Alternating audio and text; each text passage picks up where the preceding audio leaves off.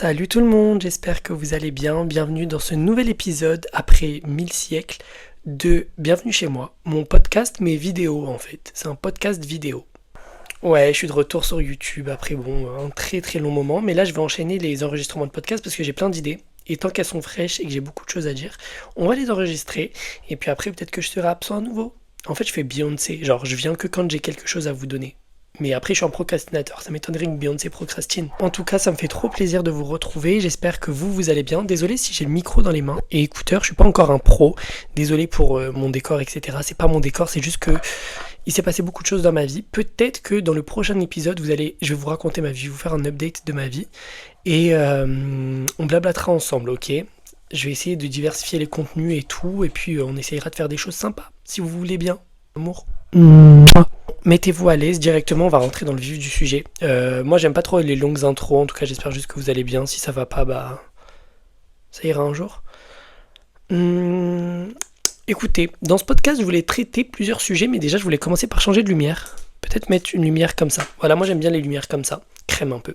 Dans ce podcast, on se retrouve parce qu'on va parler de quelque chose dont j'ai déjà parlé en fait, j'ai déjà tourné cet épisode, mais j'avoue que je voulais le refaire parce que bon déjà la qualité était moche vu que je filme avec mon téléphone maintenant et que en plus de ça, j'étais pas convaincu forcément, c'était trop long. Et du coup, dans ce nouveau podcast vidéo, on va parler de quelque chose en général, c'est les réseaux sociaux. Les réseaux sociaux tel quel en tant que consommateur, en tant que créateur de contenu, mon avis sur les créateurs de contenu, sur tout ça en fait, sur tous ces gens des réseaux sociaux.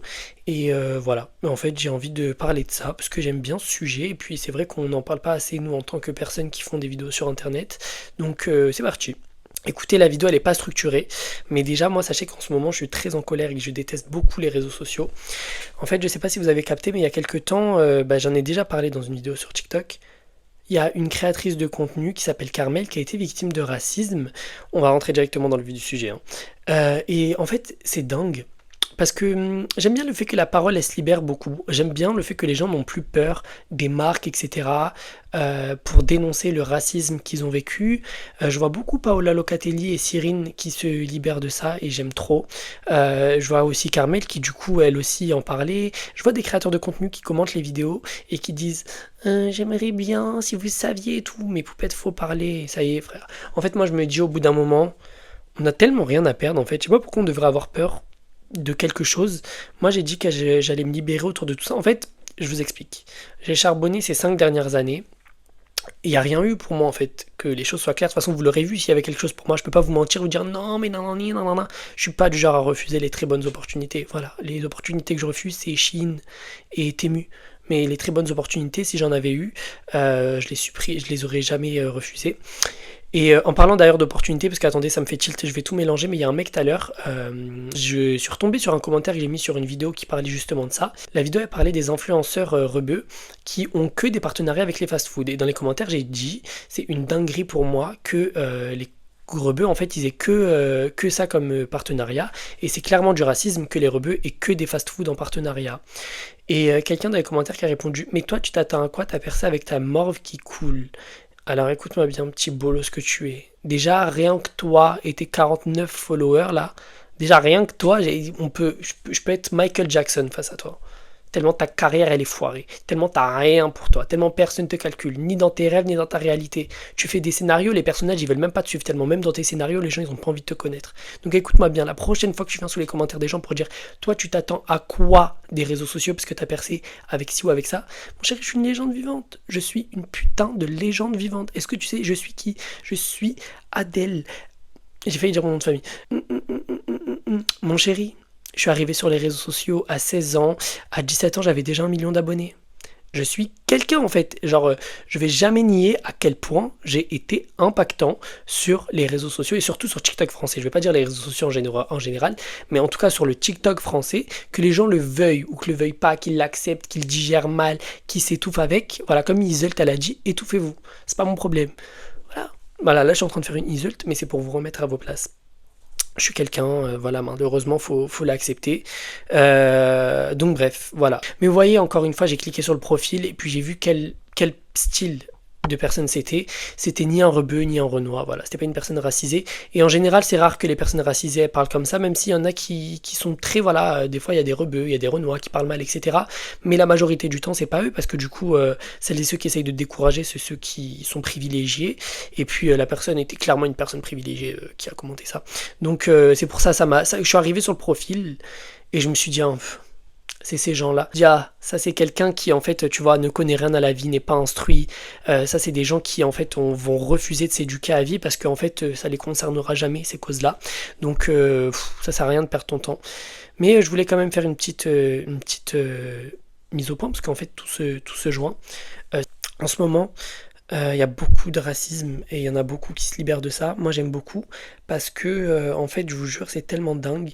Moi, déjà, la première fois que j'avais constaté du racisme dans l'influence, c'est quand, clairement, en fait, on me disait, ouais, je t'ai proposé sur tel collab avec ces deux créateurs de contenu qui étaient blancs et qui faisaient exactement la même chose que moi. En fait, on se recopiait mutuellement nos vidéos parce qu'on avait le même profil, on faisait la même chose et c'était moi qui avais le plus de likes et d'abonnés parce que, franchement, vraiment, premier degré, j'ai vraiment dead quand je suis arrivé sur TikTok, genre. Et j'étais jamais accepté. C'était arrivé 3 fois. 3 fois ça s'est passé et 3 fois j'ai été refusé. Je me souviens des marques pour lesquelles on m'avait proposé. Sachez que j'ai pas fait beaucoup de collabs en plus moi depuis que je suis sur les réseaux sociaux. Pas parce que je suis très sélectif, parce que déjà voilà. Tu vois quand tu dis t'es pas le style de ton style, bah c'est la même chose en fait. Peut-être que j'ai une visée. Après, dans tous les cas, je pense en général, quand tu te lances sur les réseaux sociaux, il n'y a personne qui a envie de travailler avec Temu ou Shein. Donc voilà, on m'a déjà proposé Shein et Temu. En plus, Shein, il payait bien, hein, je suis désolé, 1000 balles, 3000 € les 3 vidéos. En fait, ça faisait 1000 balles la vidéo, c'était en 2021, fin 2021 qui m'avait proposé. Tu te fais 3000 € pour des vidéos de 15 à 30 secondes, c'était écrit. C'est une dinguerie. C'est une dinguerie. Tout ça pour revenir sur. Il y a des gens, ils ont été payés plus, hein. Moi, je connais quelqu'un, Chine, il leur avait proposé 6000 €. C'est une dinguerie. Pour une vidéo, hein. C'est une dinguerie. Ils payent trop, trop, trop, trop bien Chine. Après, ça veut pas dire que vous devez accepter. Moi, vous savez, même dans la pauvreté, maintenant, j'ai accepté que j'allais avoir une petite éthique quand même. Même si parfois, peut-être que je suis hypocrite dans certaines choses que je fais. Mais au moins, j'essaye de garder ma ligne éditoriale. Moi, j'ai un problème avec les personnes racisées connues qui ne prennent jamais la parole sur quoi que ce soit des génocides, le racisme, la politique, etc. Moi, dans tous les cas, je l'ai toujours dit, tout est politique en fait. Que tu sois dans le football, c'est de la politique le football. Que tu sois dans le cinéma, c'est de la politique le cinéma. Que tu sois dans la mode, c'est de la politique la mode. Et la mode, c'est la première politique. C'est la première politique. Depuis toujours, les gens ils s'habillaient.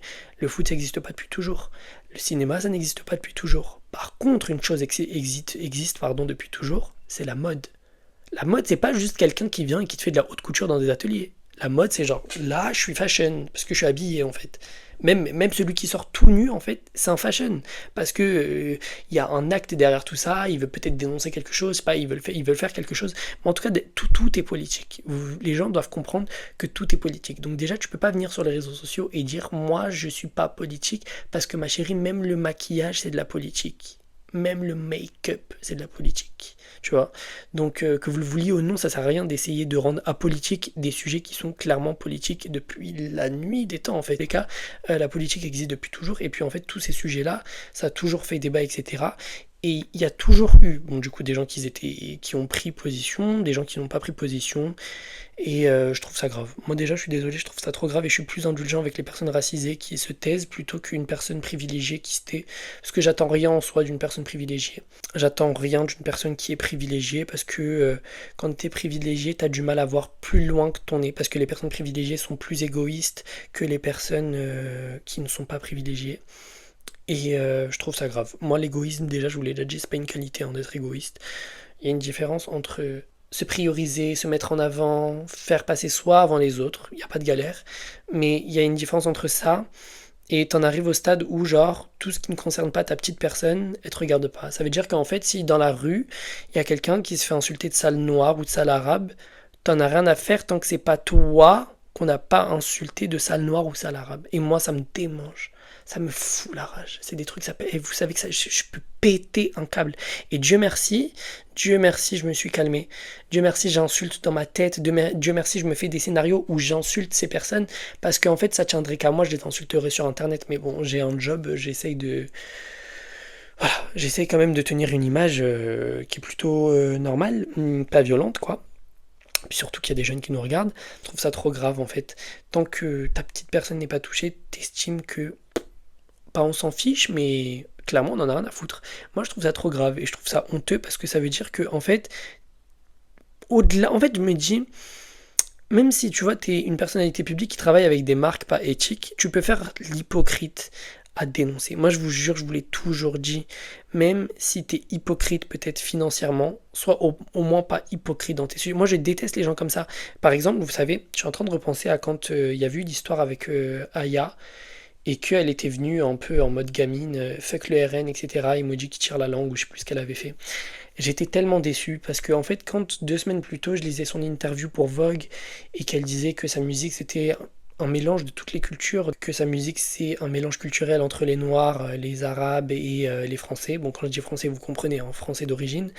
Euh, c'est tellement dingue que tu vois tu captes quand même que ton public en plus c'est un public qui est multiculturel, qui est majoritairement issu de minorités, parce que ceux qui écoutent le plus Aya, c'est des minorités en fait, que ce soit les personnes gays, que ce soit les Arabes, les Maghrébins, les Noirs, etc. C'est pratiquement que des minorités qui écoutent Aya Nakamura, que de la minorité qui écoute Aya. Et moi je trouve ça dommage que, tu vois, quand la personne après, faut être là dans les moments importants, parce que je suis désolé, en fait, pour moi, faut être là dans les moments importants quand tu sais que tu as le RN au pouvoir, tu as des gens, tu as un parti qui est basé sur le nazisme, et que les gens ils te disent non, mais le RN et le FN, c'est pas la même chose. Ma chérie, c'est la même. Tu vois, moi, sur les réseaux sociaux, par exemple, je m'appelle Edel. Vous me connaissez sous le nom de Edel. Mais mon vrai nom à moi, c'est Adèle. C'est la même chose, chérie, en fait. Je suis la même personne que Adèle. J'ai les mêmes idées, j'ai la même manière d'apprendre, de vouloir créer mon contenu, etc. En fait, je suis la même personne, j'ai juste changé mon prénom. Ça s'appelle juste un rebrand ou, je sais pas, un nom de scène, ce que tu veux. C'est un trop gros problème de rester ignorant face à ces sujets-là. Quand tu sais, comme je vous l'ai dit, des partis qui sont fondés sur des idées, mais clairement en fait sur du terrorisme en fait. Quand tu vois que Jordan Bardella il nie l'antisémitisme de Jean-Marie Le Pen, quand Jean-Marie Le Pen il est venu torturer à Alger, Marine Le Pen elle s'associe avec des gens qui portent des casquettes nazies et qui s'affichent fièrement avec, quand les gens qui travaillent pour le RN, qui jobent clairement pour le RN ont des bibliothèques qu'avec des livres de nazis, qu'avec des idées nazies dans les livres. T'as Jean-Marie Le Pen qui te dit que les chambres à gaz c'est un détail de la Seconde Guerre mondiale. En fait, pour moi, ces choses-là, j'ai du mal. Ça me fait penser à un créateur de contenu qui se vantait beaucoup, et ça je l'avais dit à Manon Delcourt, je sais même pas si elle s'en souvient. On s'était vu pour la première fois au Halloween de Meta et Vanity Fair, Insta, etc. Là. C'était en 2024. Et on avait vu un créateur de contenu qui était connu pour se vanter d'avant être un mec d'extrême droite, maintenant genre en mode il est de gauche. Et moi je lui avais dit ça me gêne un peu parce que tu vois, tu votes le RN, c'est pas une fierté. Ça y est, tu nous l'as dit une fois, t'as réussi à te réparer, t'es pas obligé de venir nous dire dans toutes tes vidéos, je suis un ancien extrême droite, avant je votais extrême droite et voici comment. Non, t'es pas obligé. T'es pas obligé parce que je trouve ça tellement rabaissant déjà pour soi en fait. C'est pas une fierté de voter l'extrême droite, c'est pas une fierté de laisser l'opportunité à ces gens de s'exprimer et de leur faire croire qu'ils ont raison, parce que quand tu votes pour eux, tu leur donnes raison. Quand tu t'opposes pas à eux, tu leur donnes raison, parce que ton silence, peut-être pour toi qui ne vaut rien, tu te dis bah je reste silencieux parce que ça me concerne pas, ou parce que j'ai pas envie de perdre ci ou perdre ça, mais ton silence laisse de la place à leurs idées, et c'est eux qui finissent par nous gouverner. Et déjà c'est pour ça que c'est chaud pour l'année prochaine. Moi c'est pour ça que je vous ai dit cette année, j'espère que ça la France, elle gagnera pas la Coupe du Monde. Je suis désolé de venir à ce sujet-là comme ça d'un coup. Ça m'énerve.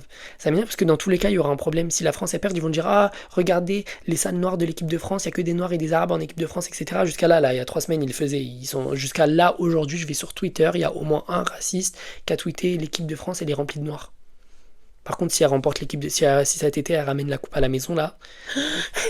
La France, elle a gagné. C'est pour ça, moi, je ne veux pas, en fait. Je ne veux pas voir ça. Et l'idée même que si la France, elle gagne la Coupe du Monde et que je vais aller dans la rue célébrer mon pays, qui est la France, me retrouver dans la rue avec des gens qui voteront contre eux et contre moi 6 mois plus tard, ça me fout la rage. Donc, franchement, je suis désolé. La France ne mérite absolument rien. Et puis, de toute façon, vu l'état de la France, en fait, je suis désolé. Se lever pourquoi? Se lever pourquoi? En fait, c'est une dinguerie. vous allez vous lever pourquoi en fait? Après bon, si la France gagne la Coupe du Monde, tant mieux pour elle. Mais en fait, c'est pour ça que j'aimerais pas parce qu'en fait, la vérité, je supporte pas les hypocrites. Je supporte tellement pas les hypocrites en fait, surtout dans ces sujets-là. Me dire qu'on va sauter dans la rue avec ces gens, ces putains de nazis, et qu'on va être en mode ouais, vive la France, on aime trop quand la France elle est unie comme ça, et que 6 mois plus tard, ils vont venir insulter les joueurs de l'équipe de France de sale noire et de sale arabe, et que ils vont te dire on vote Marine Le Pen, on vote le RN, oui, Jean-Marie Le Pen il a fait raison, et patati patata, c'est des gens qui font littéralement des saluts nazis en pleine rue là. C'est terrifiant, c'est terrifiant. Pour moi, c'est pas normal et c'est pour ça que j'espère que la France ne gagnera pas parce que je préfère que tout le monde soit malheureux et que les gens ne fassent pas les hypocrites en fait. Ça sert à rien de se cacher derrière une soi-disant victoire de la Coupe du Monde pour faire genre on est liés et que la France est soudée si c'est pour 6 mois après mettre des nazis au pouvoir. Ça sert à rien. Donc autant être malheureux, continuez à dire toutes vos pensées et on les combattra, il n'y a pas de galère. Mais venez pas faire les hypocrites par contre. C'est un sujet qui m'obsède un peu ces derniers temps. Parce que je pense que bah, c'est là, en fait, dans un an, on a un nouveau président et les gens ils se rendent pas compte, dans un an pile poil, on sera déjà avec un nouveau président et les gens se préparent pas assez mentalement parce que il y aura un changement. Il est soit pire, soit meilleur, soit bazardé. En fait, j'arrive pas à comprendre quel bordel ça va être, parce que dans tous les cas, en fait, ça va être le bordel, mais ça peut être un bon bordel comme un mauvais bordel. Si c'est la gauche au pouvoir, ça sera forcément un bon bordel, tu vois, ça va être en mode ouf. Même si les racistes vont ouvrir leur bouche, mais moi je m'en fiche. Mais en revanche, si les racistes sont au pouvoir, ça va être choquant. Ça va être choquant parce qu'en fait, je vous explique, ces gens, c'est déjà des gens qui sont contre la culture, qui sont contre l'art. C'est des gens qui n'aiment pas toutes ces choses-là, en fait. Et ça se voit à l'état actuel de nos magazines. Vous voyez, là, j'ai tous mes magazines, j'en ai genre 90. Et ils sont ennuyants. Tu vois, ils sont ennuyeux, devenus si sobres, si inintéressants, si lisses, en fait, si vides, parce qu'avant la mode c'était fait pour dénoncer, la mode elle était là pour raconter quelque chose. Aujourd'hui, c'est des choses très lisses, sans prise de risque, et on te fait un semblant de oh c'est méga culturel, c'est méga pop culture, parce que on t'a mis un fond vert bleu, blanc, rouge, jaune, violet, multicolore, tout ce que tu veux, bref, je m'en fiche, qu'on t'a mis un faux décor de semblant studio et qu'on te dit c'est méga pop culture. C'est pas méga pop culture ce genre de choses. La mode ça a toujours été quelque chose qui dénonce et le fait qu'aujourd'hui la mode ait perdu ce truc là ou qu'elle elle est moins dans ce truc là, ça m'énerve. Après bon c'est aussi la manière dont on consomme qui change. On est des gens qui passent vite à autre chose. Là, on est en avril. En janvier, je réagissais à la Fashion Week. Je me prépare déjà à réagir à la prochaine. Mais déjà, en fait, on oublie tellement toutes les choses qu'on regarde, on consomme trop, on consomme beaucoup, on est trop, trop, trop dans l'abus. Mais en fait, on est des surconsommateurs, qu'on le veuille ou non, que ce soit du contenu, etc. Après, je rentre pas forcément dans ce truc-là, parce que je sais que c'est quelque chose que j'arriverai pas à changer. La manière dont je consomme le contenu, la manière dont je le partage, la manière dont je même consomme dans la vie de tous les jours. Je sais que parfois j'ai des comportements de surconsommation, là, ça date, hein, j'en ai pas eu de ce genre de comportement. Je me suis dit, genre, t'es bizarre, mon chéri, t'as pas besoin de ce genre de choses parce que en soi, quand tu regardes bien, ça va rien t'apporter en fait. Et puis c'est un petit plaisir éphémère, tu vois. Moi j'aime trop les téléphones parce que mon rêve c'était de collectionner les téléphones. J'aime trop trop trop les téléphones, mais au bout d'un moment, tu vois, hashma quoi. Quand tu grandis, tu te rends compte que bon, même t'as pas besoin de ça. T'as tellement pas besoin de ça.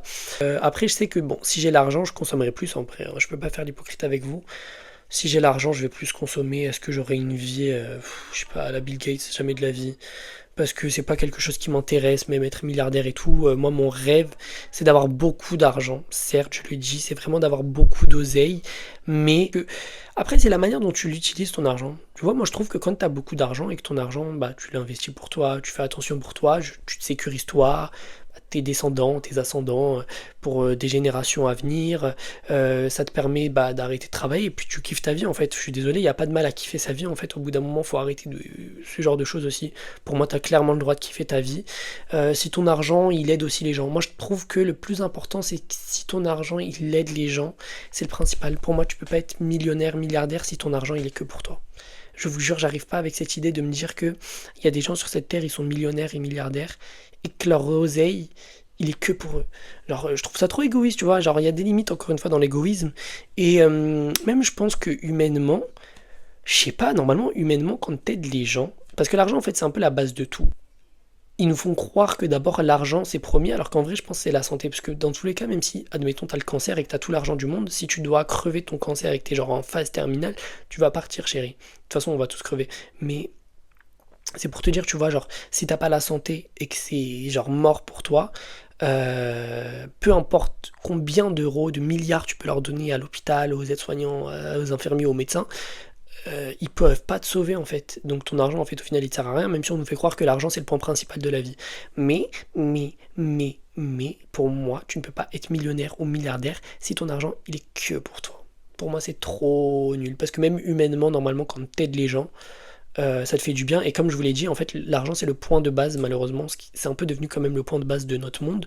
Donc c'est un peu l'argent qui rend heureux les gens. Tu donnes à des assos, je sais pas, il y en a plein d'associations hein, qui ont besoin d'argent, que ce soit pour l'éducation, que ce soit pour les personnes en situation précaire, que ce soit des associations pour les femmes qui essayent d'échapper à des maris qui les tabassent, qui leur font la misère, etc. Il y a des associations qui aident des enfants qui, ailleurs dans le monde, meurent de faim, qui aident des hommes et des femmes qui vivent sous les bombes, par exemple en Palestine, au Congo. Il y a des gens qui aident, hein. Il y a des associations, en fait il y en a beaucoup d'associations. Tu peux pas dire qu'aujourd'hui, vu le monde dans lequel on vit, il n'y a pas assez pour pas donner. Pour en revenir au sujet de base, qui est quand même de base le racisme sur les réseaux sociaux, le racisme s'est beaucoup banalisé, on l'a vu, il y a eu 13 millions de personnes qui ont voté pour le RN, et moi, une personnalité publique, surtout racisée, qui se tait face à ces choses-là, c'est inconcevable. C'est anormal pour moi de laisser un silence aussi gros quand tu es concerné par ces choses-là. Peut-être pas en tant que toi, individu, mais tout un groupe de personnes. Et il faut que tu arrêtes d'être égoïste parce que d'être individualiste, ok, il faut que tu arrêtes de penser qu'à ta petite personne et que tu penses à tout le monde aussi autour de toi. Et je pense que c'est aussi ça qui me fait capter que bah en fait je suis pas solo sur Terre.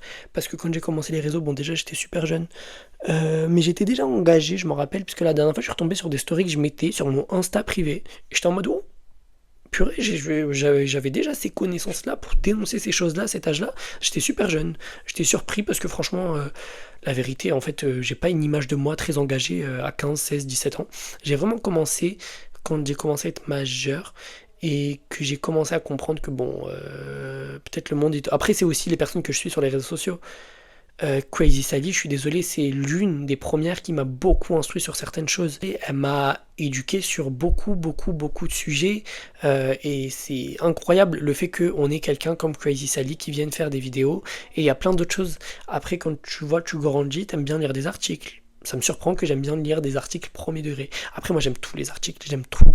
J'aime bien regarder les documentaires Arte, j'aime bien lire des articles. Je l'ai dit, ma manière de consommer les réseaux sociaux, elle a beaucoup changé. J'essaye beaucoup d'être plus dans le je m'instruis que de je me divertis. J'arrive plus à me divertir. Peut-être que c'est aussi le fait que je sois trop dans le sud, dans un environnement qui me plaît pas, etc., qui me fait perdre mon fun, qui me fait perdre le fait que j'ai envie d'être diverti, ou alors c'est parce que les gens ne savent plus me divertir. Je sais pas, mais en tout cas, ces derniers temps, j'arrive moins à consommer les réseaux sociaux comme YouTube, même mes youtubeurs préférés, etc. J'arrive plus à les consommer. Je vais vraiment regarder des choses qui vont me servir à un truc. Genre, je sais pas, par exemple, je regarde beaucoup les vidéos d'un mec qui s'appelle Léonard. C'est des 24 heures dans la plus petite ville du monde. Et t'as toujours des petites anecdotes que t'apprends en fait. 24 heures dans la ville où il pleut le plus. Et en fait, tu vois, juste au titre, tu dis, bah c'est des vidéos gaze, mais en fait, t'apprends beaucoup de choses en fait. Et puis tu découvres en fait que en fait, il y a plein d'endroits sur Terre. C'est débile dit comme ça, mais c'est surprenant. Tous les endroits qu'il y a sur Terre qu'on on a l'impression de pas connaître, ou qu'on oublie, ou qu'on calcule pas, mais en fait, ils existent. Moi j'aime beaucoup aussi les vidéos de Liv, c'est une personne que j'aime beaucoup, c'est ma youtubeuse je pense préférée. Léonard comme je vous l'ai dit. Ensuite j'aime beaucoup regarder des documentaires, tous, peu importe, Arte, M6, Investigation d'enquête, là je sais plus comment ça s'appelle. mais j'aime beaucoup. Ensuite, je suis beaucoup documentaires Netflix. J'aime beaucoup les documentaires Netflix. Après, moi, je regarde beaucoup de documentaires sur les meurtriers, sur les sectes. Ah, ça, c'est mon kiff de ouf. Sachez que mon kiff, c'est les sectes.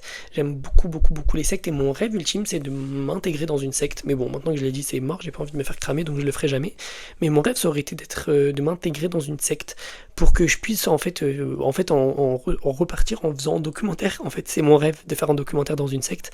Donc peut-être qu'un jour, je le ferai via Edelblog et que j'emmènerai un journaliste courageux, ira pour moi, maintenant que je me suis cramé. Mais, mais ouais, j'aime trop les trucs des sectes. Par exemple, vous voyez, mon film préféré, c'est Midsommar. Mon film préféré all time. J'en ai plusieurs, j'ai beaucoup de top 1. Je mélange tous les sujets. Mais mon numéro 1, c'est Midsommar. C'est ensuite Parasite, c'est ensuite Us, ensuite c'est Le Voyage du Chihiro, ensuite c'est Get Out. Ils sont tous sur la même ligne, ils sont tous numéro 1, mais j'avoue que Midsommar il est un tout petit peu au-dessus. Genre c'est 1.1 Midsommar et 1.2 tous ces films que je vous ai cités après, et après il y a le classement 2. Mais j'aime trop les films d'horreur, etc. Et vous voyez, ça aussi c'est de la culture. Ça c'est de la culture, vous voyez, ce genre de film, j'ai peur que ça n'existe plus. En fait, pourquoi le RN, pourquoi les racistes ils aiment pas la culture? Parce qu'en général ça leur ramène souvent à ce qu'ils ont fait à un peuple. Par exemple quand tu prends la culture algérienne, tôt ou tard tu seras ramené à parler de ce que la France elle a fait à l'Algérie. Quand tu prends la culture afro-américaine, ça te ramènera forcément à ce que les blancs ont fait aux personnes noires. Quand tu prends la culture, je sais pas, native américaine, quand tu prends la culture des natifs américains, tôt ou tard, tu seras ramené à parler de ce que les colons leur ont fait. Quand tu prends la culture palestinienne, tu seras toujours ramené à ce que les colons leur ont fait. Tu vois, tôt ou tard, en fait, la culture est instruite sur quelque chose qu'ils ont fait et c'est des choses qui leur font mal. C'est jamais un plaisir pour eux de rappeler que ils ont exterminé des peuples, qu'ils ont torturé, qu'ils ont volé des cultures. Quand tu sais qu'aujourd'hui, 90% des œuvres d'art africaines se trouvent en dehors d'Afrique et que notre pays, qui est la France, en détient 150 000 exposés dans ses musées, moi je trouve pas ça normal. Moi c'est pour ça que je vous ai dit le musée Quai Branly à Paris, j'y foutrai jamais les pieds, à moins que ça soit pour Shade de la France. Je vous ai dit la seule fois où j'irai, c'est pour faire des vidéos, pour dire voilà, ça appartient pas à la France, ça a été volé, voilà, faire un tour du musée pour dire aux gens, regardez la dinguerie de ce musée là, mais jamais pour dire ah c'est trop beau, c'est trop si. Bien sûr les œuvres d'art elles sont belles, mais j'arriverai pas à être en mode waouh, parce que on sait que derrière ça, c'est tellement c'est pas eux, c'est pas arrivé ici de manière naturelle, c'est pas comme si les pays s'entendaient bien, qu'ils s'étaient échangés des. Non, ils sont venus et puis ça a été ça en Algérie, ça a été ça au Bénin, ça a été ça au Sénégal. C'est dingue en fait qu'il y ait tellement d'œuvres d'art qui ne leur appartiennent pas et qui est exposées fièrement dans le musée, tu vois. Et il y a une fille la dernière fois, elle a osé me dire ouais mais au moins le musée Quai Branly à Paris, ils ont lancé des trucs de restitution. Mais à quelle hauteur? Quand tu sais qu'il y en a 75 000, 70 000 pardon, dans le musée, et que tu n'en rends que 6 à un pays, c'était le Bénin, il me semble qu'ils avaient rendu 6 œuvres d'art au Bénin, mais je suis plus sûr si c'est sur le nombre, mais en tout cas je sais qu'ils sont rendus au Bénin. Mais c'est très peu en fait, 6 sur 70 000. Tout n'est pas au Bénin, mais il y a quand même beaucoup, tout a été volé à l'Afrique en fait. Et les autres, pour moi, c'est trop dinguissime. Ça relève aussi de beaucoup de choses. De toute façon, je vous ai dit, la culture, elle mène à réfléchir, elle mène à s'instruire, elle mène à la réalité. Et c'est ça qui leur fait peur. Elle mène à des choses qu'ils détestent. Et puis dans tous les cas, bon, c'est quelque chose qui haïssent, tout simplement. J'arrive pas à mieux expliquer que ça, parce que c'est quelque chose qu'ils détestent et ça leur amène à ce qu'ils sont, des diables humains. Donc c'est pour ça que j'essaye aussi beaucoup de me battre pour la culture et que je partage beaucoup en ce moment Beyoncé, parce que Beyoncé c'est une des rares artistes qui nous reste et vivante depuis très longtemps, qui se bat encore pour la culture, alors quand bien même c'est pas ma culture. Moi j'estime que la culture ça reste la culture et que peu importe à qui elle appartient, tant que c'est pas en mode appropriation culturelle etc, c'est important de la partager et de toujours rappeler en fait. Par exemple, je partage beaucoup l'anecdote sur le fait que Beyoncé avec sa trilogie pardon, de Renaissance, Cowboy Carter et de son prochain album, en fait c'est pas juste des musiques streaming faciles etc ou des musiques TikTok, parce que déjà Beyoncé fait pas ça, mais c'est surtout en fait c'est des musiques qui sont culturelles en fait, c'est des musiques qui racontent quelque chose au-delà des paroles, au-delà de tout ce que tu veux, en fait, c'est des musiques culturelles. Beyoncé a fait de la musique culturelle et c'est pour ça qu'ils ont le seum quand elle a sorti son album Country. Parce qu'en fait, elle a rappelé que la country, c'est une musique noire. C'est pas une musique blanche, la country. Et je l'ai appris grâce à Beyoncé. Je vous ai dit, la country, pardon, se sont appropriés, en fait, une musique et une culture qui n'étaient pas à eux. Et le fait que le terme cowboy déjà, vous savez que le terme cowboy, si j'ai bien compris, si je me rappelle bien, si c'est faux, rectifiez-moi dans les commentaires. À l'époque de la ségrégation aux États-Unis, les Blancs appelaient les hommes noirs cowboys parce qu'ils voulaient leur donner un nom pour leur rappeler qu'ils étaient inférieurs à eux. Donc ils les appelaient les cow-boys. Et après ils se sont réappropriés ce nom. Et regardez aujourd'hui ce qu'est devenu un cow-boy. Aujourd'hui on n'a plus l'idée de ce que c'est un cow-boy. Pour nous un cow-boy c'est un mec, je suis désolé, pour moi j'étais vraiment pas instruit sur ces sujets-là. Pour moi un cow-boy c'était un blanc qui vient du Far West et qui criait hi-ha avec la boule de paille là. Qui tourne en rond. Voilà, c'est très cliché, mais en fait, quand tu t'instruis pas, au final, tu restes avec ces idées-là et puis tu refuses de t'instruire et t'ouvrir à d'autres cultures. Et moi, je trouve ça très problématique, surtout à nos âges, de rester enfermé dans qu'une seule culture ou de pas s'ouvrir aux cultures. Pour moi, ce qui est le plus important, c'est la culture et même pour nous, le peuple humain, aujourd'hui, le plus important, c'est la culture parce que c'est ce qui nous permet de s'accepter entre soi. Moi, je sais pas pourquoi je la vois comme ça, la culture. Après, je pense que peut-être que vous allez pas être d'accord avec moi. Toujours, moi, je suis un pro-défenseur de la culture. Surtout depuis ces derniers mois, ça commence à arriver de plus en plus. Je suis un pro-défenseur de la culture. J'aime beaucoup toute la culture en général. Je trouve ça tellement impressionnant parce que après ça te pousse à t'instruire et puis tu apprends tellement de choses sur des peuples, sur des communautés et c'est dinguissime. Pour moi c'est dinguissime et il faut toutes les célébrer. Et c'est pour ça que si un jour j'ai un magazine, enfin par exemple si Edelblog un jour marche de ouf, moi sachez que je travaillerai avec des personnes de toutes les cultures pour qu'ils puissent célébrer leur culture et travailler et réaliser des visuels. Moi je suis beaucoup art visuel. Sachez que je suis pas forcément fan de l'écriture ou du blabla. J'aime beaucoup, beaucoup, beaucoup, beaucoup l'art visuel. C'est-à-dire, par exemple, attendez, par exemple, voilà, un magazine Vogue, Aya Nakamura pour Vogue France, c'est clairement culturel et moi, j'aime trop. Tellement culturel parce que déjà, c'est la première femme noire française à être en couverture pour Vogue France. Et c'est la troisième seulement, il me semble. Ça a d'abord fait Naomi Campbell en 86, Rihanna en 2011, il me semble, ou dans les années 2000, début des années 2000. Et ensuite Aya Nakamura en 2021. C'est le premier numéro d'Eugénie Trochu. Mais tu vois, par exemple, moi j'aime beaucoup l'art visuel comme ça. Par exemple, Lena Situation, parce que là je les vois les magazines. Lena Situation pour Views, ou Céline Dion pour Vogue France, encore une fois. Tu vois, j'aime beaucoup l'art visuel comme ça. Tu vois, et à travers les séries, à travers les couvertures, tu racontes quelque chose, tu apprends quelque chose aux gens, et je trouve ça très important. D'ailleurs, en pensant à ça, je sais pas si vous avez vu que Lamine Yamal, il a été victime d'islamophobie sur le terrain d'un foot. Je sais pas ce qui s'est passé exactement, mais d'un coup, tout le monde s'est mis à chanter des chants islamophobes, et c'était surprenant en fait, parce que tu te dis comment en 2026, genre, et le fait qu'il y ait personne, en tout cas, je suis pas toute son équipe qui joue au Barça, j'ai pas vu toute l'équipe du Barça dénoncer quelque chose, c'est le seul en fait à être venu sous son post Insta écrire Alhamdoulilah, je suis musulman, genre il faut pas avoir honte de ta religion, etc. Et qu'il a été très fier d'être musulman, et c'est dingue, genre que en fait t'es entouré de gens au travail, c'est soi-disant tes frères et tout, parce qu'en général les footballeurs et les sportifs ils se considèrent facilement comme frères vu qu'ils sont beaucoup ensemble. Quand le peuple s'attaque à ta religion devant tout le monde, devant 80 000 personnes dans un stade, et qu'après toi tu le dénonces sur les réseaux sociaux, il n'y a personne qui est là pour te soutenir, je me dis waouh, ça doit être vraiment, vraiment, vraiment pourri. Et c'est un mec super méga connu, et le fait que je sais pas, à moins ce que j'ai pas vu, il y a moyen que j'ai raté, mais en fait, je n'ai pas vu de gens, des joueurs du Barça dénoncer, partager ça et s'exprimer. En fait, pour moi, c'est tellement grave quand on sait à quel point ton silence, il laisse leurs propos. En fait, pour moi, y a des gens qui disent quand tu leur réponds, ça les excite parce qu'ils savent que ça t'énerve. Mais en leur répondant, tu montres à quel point t'es contre eux et ta parole, elle a aussi de l'importance plutôt que quand tu fermes ta bouche et tu restes dans ton coin à rien dire. Tu vois ce que je veux dire ? Pour moi, se taire, c'est leur laisser l'opportunité de dire tout ce qu'ils pensent. Et c'est trop, le silence, c'est pas neutre le silence. Pour moi, le silence, ça sera jamais neutre.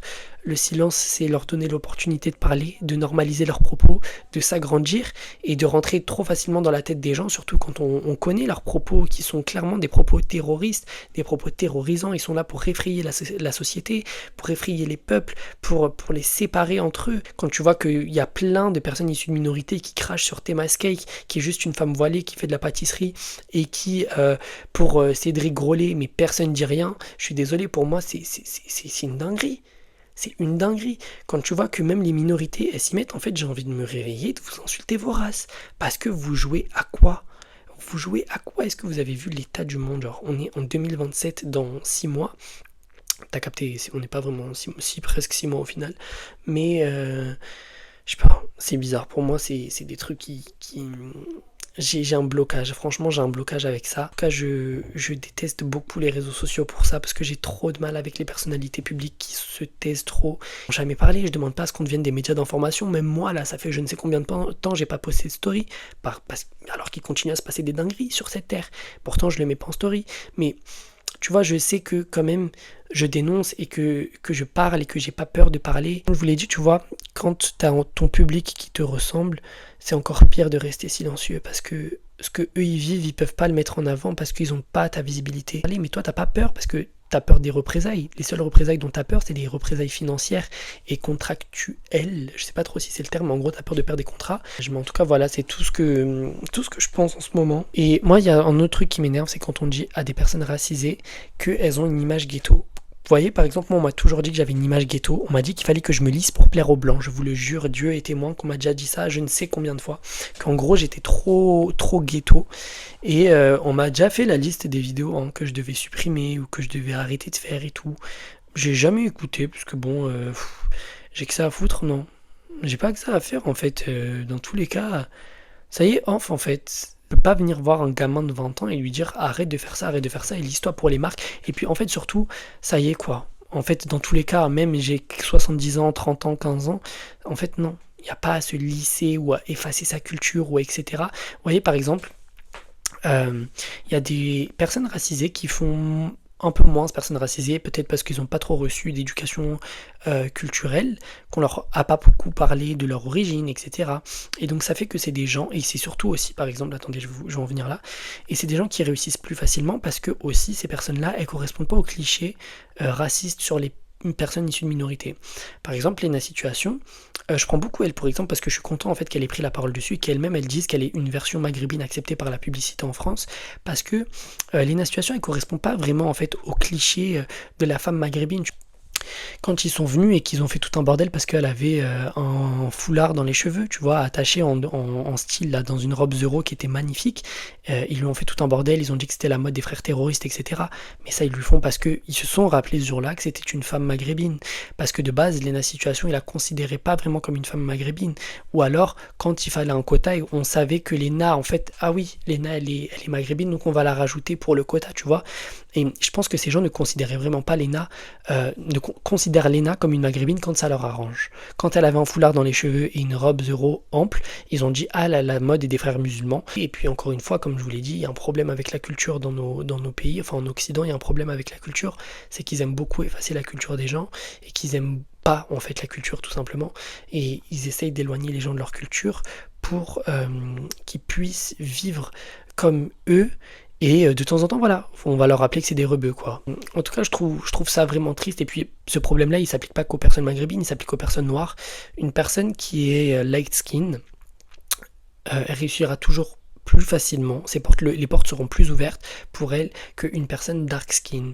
Parce que les femmes dark skin, elles sont vues vraiment, quand je vous dis, c'est tellement choquant, quand je vois en fait à quel point elles sont maltraitées par la société, etc., je me dis c'est une dinguerie. Et ils vont chercher quelque chose qui leur ressemble pour mieux contrôler une personne métisse, mélange culturel, un parent blanc, un parent noir, ou un parent blanc et un parent arabe, pour mieux contrôler le truc. En fait, peut-être que les gens ne sont pas assez ouverts sur ça. Et en général, les métis, c'est des personnes qui sont light skin. Du coup, ils vont essayer de les choisir eux. Et surtout, quand ça se sait que t'es métis et que t'as un parent blanc et un parent racisé, ils sont très en mode celle-là, là, elle est pour nous, celle-là. Celle-là, elle est pour nous. J'espère trop que j'ai pas fait de généralité et que vous avez compris ce que je veux dire. Je veux pas blesser les minorités par mes propos que je suis en train de dire. Et en tout cas, j'espère vraiment que vous comprenez ce que je veux dire. On a fait le tour, voilà, c'était mon petit coup de gueule des réseaux sociaux, que ça sera toujours plus compliqué pour des personnes racisées que pour des personnes blanches, ça on le sait déjà, et moi je l'ai déjà dit, je ne blâme pas les personnes blanches pour les opportunités qu'elles ont, mais il faut faire attention à pas trop rentrer dans le cercle de la société, parce que quand tu rentres à fond dedans et que tu restes trop égoïste, sans regarder autour de toi ce qui se passe, tu participes à ce qu'ils font et tu leur laisses encore plus le choix. Encore une fois, en restant silencieux, tu leur laisses l'opportunité d'agir comme ça. Tu vois. Donc c'est important aussi quand on est une personne privilégiée de regarder autour de soi et d'être réaliste sur ce qui se passe autour de nous et de pas nier en fait. Vous savez, faut pas avoir honte d'avoir des privilèges. La vérité, hein. Des fois, faut dire les termes. Voilà, moi j'ai été privilégié de ouf. Vous voyez, même pour des trucs basiques comme les stages à l'école, c'est ma daronne qui me les a tous trouvés. Moi, c'est ma daronne, elle a des contacts, elle a fait en sorte que j'ai trouvé tous mes stages, ouais, jusqu'à payer. Stage de 3 semaines, 500 balles, genre. Voilà. Stage de 3 semaines, j'avais 16 ans, je suis payé 500 euros. Genre, à 16 ans, tu reçois 500 euros comme ça. Et puis en plus, comme ils connaissent ta daronne, ils te font pas trop jobber non plus.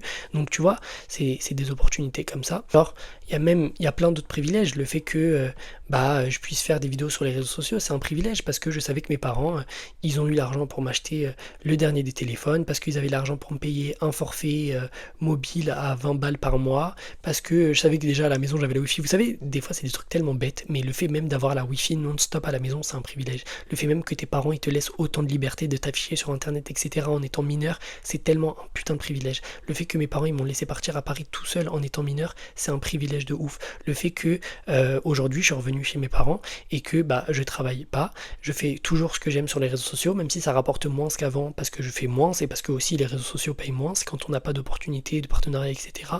Le fait que je puisse revenir vivre chez mes parents, c'est un putain de privilège. Et moi je les nie pas, mais je veux aussi faire comprendre qu'on peut avoir des privilèges, on peut dire qu'ils existent, moi j'ai pas honte d'avoir des privilèges, mais en revanche, quand tu n'as pas honte d'avoir des privilèges, il faut aussi être en cohérence avec le fait qu'il y en a qui en ont pas et qu'il faut aussi le dénoncer, il faut être aussi réaliste sur ces choses-là. Bon les gars, on arrive à la fin de ce nouveau podcast. J'espère en tout cas que ça vous a plu. Je suis content d'être de retour. Il y en aura beaucoup ces prochains temps peut-être parce que je pense que c'est le seul contenu que j'arriverai à proposer. Parce que les vlogs, j'ai pas trop de choses à vous raconter.